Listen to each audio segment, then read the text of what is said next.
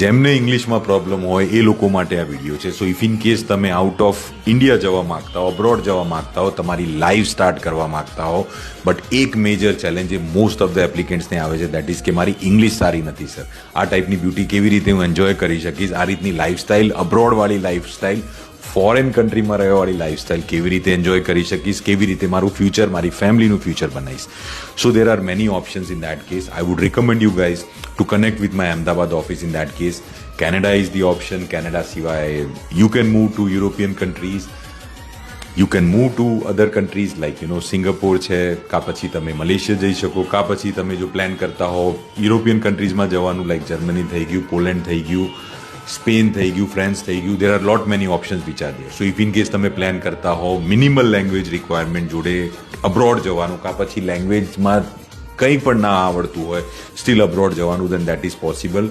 સ્ટ્રેટેજાઇઝ કરો તમારા immigration goals. Step number 1 what you have to do is તમે અમને ડીએમ કરો તમારો કોન્ટેક્ટ નંબર, કા પછી તમે કમેન્ટમાં અમને તમારો નંબર મોકલો.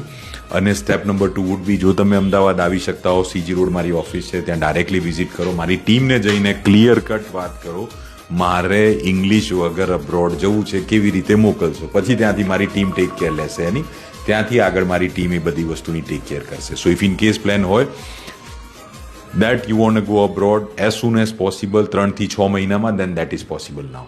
Feel free to book a consultation directly with me.